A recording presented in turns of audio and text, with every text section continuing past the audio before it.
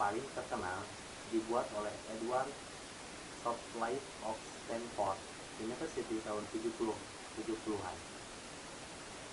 Sistem pakar medikal yang bisa mendiagnosa penyakit infeksi dan merekomendasi pengobatan. Medicine membantu dokter mengidentifikasi pasien yang menderita penyakit.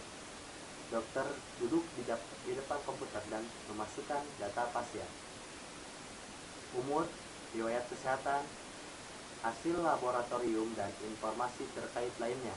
Dengan informasi ini ditambah pengetahuan yang sudah ada dalam komputer, medicine mendiagnosa, selanjutnya merekomendasi obat, dosis yang harus dimakan. Medicine sebagai penasihat medis tidak dimaksudkan untuk menggantikan kedudukan seorang dokter, juga untuk membantu dokter dalam mengkonfirmasi diagnosa dan terapi yang diberikan kepada pasien. Kesimpulan, sistem pakar seperti medicine bisa digunakan sebagai bahan pembanding dalam pengambilan solusi dan pemecahan masalah. Keputusan terakhir atas pengobatan tersebut tetap menjadi tanggung jawab dokter. Sistem pakar yang terkenal yang kedua adalah Dendra, mengidentifikasi struktur molekular campuran kimia yang tak dikenal. Adapun sistem pakar yang terkenal yang ketiga XCON dan Excel.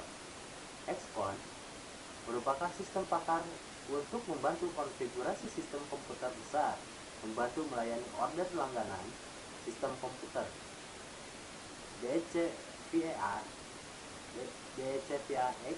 11 per 780 dalam sistem spesifikasi final yang lengkap. Komputer besar seperti PAX terbuat dari ratusan komponen yang berbeda, digabung dan disesuaikan dengan konfigurasi tertentu yang diinginkan oleh para pelanggan. Ada ribuan cara di mana aksesori PC board, kabel, disk drive, peripheral, perangkat lunak, dan lainnya bisa dirakit ke dalam konfigurasi yang sangat rapi. Untuk mengidentifikasi hal-hal tersebut diperlukan waktu berhari-hari, berminggu-minggu agar bisa memenuhi spesifikasi yang diinginkan pemesan, tapi dengan XCON bisa dalam beberapa menit. Manfaat dari sistem pakar memungkinkan orang awam bisa mengerjakan pekerjaan para ahli, bisa melakukan proses secara berulang secara otomatis, menyimpan pengetahuan dan keahlian para pakar, mampu mengambil dan melestarikan keahlian para pakar, terutama yang termasuk keahlian langka, mampu beroperasi dalam lingkungan yang berbahaya, memiliki kemampuan untuk bekerja dengan informasi yang tidak lengkap dan mengandung ketidakpastian. Pengguna bisa merespon dengan jawaban tidak tahu atau tidak yakin pada satu atau lebih pertanyaan selama konsultasi, dan sistem pakar tetap akan memberikan jawaban. Tidak memerlukan biaya saat tidak digunakan. Dapat digandakan, diperbanyak sesuai kebutuhan dengan waktu yang minimal dan sedikit biaya. Dapat memecahkan masalah lebih cepat daripada kemampuan manusia dengan catatan menggunakan data yang sama. Menghemat waktu dalam pengambilan keputusan, meningkatkan kualitas dan produktivitas karena dapat memberi nasihat yang konsisten dan mengurangi kesalahan, meningkatkan kapabilitas sistem terkomputerisasi yang lain, mampu menyediakan pelatihan pengguna pemula yang bekerja dengan sistem pakar akan menjadi lebih berpengalaman, fasilitas penjelas dapat berfungsi sebagai guru. Kelemahan dari sistem pakar, biaya yang diperlukan untuk membuat, memelihara, dan mengembangkannya sangat mahal, sulit dikembangkan. Sistem pakar tidak 100% benar.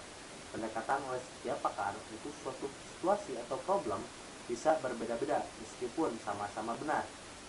Transfer pengetahuan dapat bersifat subjektif dan bias. Kurangnya rasa percaya pengguna dapat menghalangi pemakaian sistem pakar.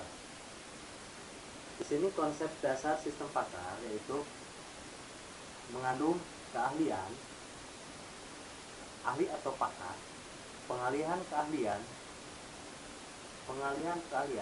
mengambil keputusan, aturan, kemampuan menjelaskan. Di mana sebagai konsep keahlian bersifat luas dan merupakan penguasaan pengetahuan dalam bidang khusus yang diperoleh dari pelatihan, membaca atau pengalaman. Contoh bentuk pengetahuan yang termasuk keahlian: teori, fakta, aturan pada lingkup permasalahan tertentu, strategi global untuk menyelesaikan masalah. Ahli atau pakar. Seorang ahli atau pakar adalah seseorang yang mampu menjelaskan suatu tanggapan, mempelajari hal-hal baru seputar topik permasalahan, menyusun kembali pengetahuan jika dipandang perlu, memecahkan masalah dengan cepat dan tepat. Pengalihan keahlian. Tujuan dari sistem pakar adalah untuk mentransfer keahlian dari seorang pakar ke dalam komputer kemudian ke masyarakat. Proses ini meliputi 4 kegiatan, yaitu perolehan pengetahuan dari para ahli atau sumber-sumber lainnya, representasi pengetahuan ke komputer, kesimpulan dari pengetahuan, dan pengalihan pengetahuan ke pengguna, mengambil keputusan. Hal yang unik dari sistem pakar adalah kemampuan untuk menjelaskan di mana keahlian tersimpan dalam basis pengetahuan.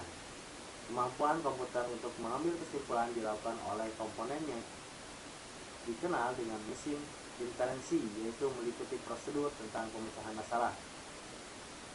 Aturan. Sistem pakar yang dibuat merupakan sistem yang berdasarkan pada aturan di mana program disimpan dalam bentuk aturan sebagai prosedur pemecahan masalah. Aturan tersebut biasanya berbentuk if then. Kemampuan menjelaskan. Keunikan lain dari sistem pakar adalah kemampuan dalam menjelaskan atau memberi saran atau rekomendasi, serta juga menjelaskan mengapa beberapa tindakan atau saran tidak direkomendasikan. Perbedaan sistem konvensional dengan sistem pakar. Sistem konvensional, informasi dan pemrosesannya biasanya jadi satu dengan program. Sedangkan di sistem pakar, basis pengetahuan merupakan bagian terpisah dari mekanisme inferensi. Yang kedua, program tidak pernah salah kecuali pemrogramannya salah. Ya, di sistem pakar, program bisa saja melakukan kesalahan. Yang ketiga, biasanya tidak bisa menjelaskan mengapa suatu input data itu dibutuhkan atau bagaimana output itu diperoleh. Di sistem pakar, penjelasan adalah bagian terpenting dari sistem pakar. Yang keempat, pengubahan program cukup sulit dan merepotkan. Sedangkan di sistem pakar, pengubahan pada aturan atau kaidah dapat dilakukan dengan mudah. Yang kelima, sistem hanya akan bekerja jika sistem tersebut sudah lengkap. Yang dimana sistem pakar, sistem dapat bekerja hanya dengan beberapa aturan. Eksekusi dilakukan langkah demi langkah secara algoritmik. Eksekusi dilakukan pada keseluruhan basis pengetahuan secara heuristik dan logis. Menggunakan data. Sistem pakar menggunakan pengetahuan.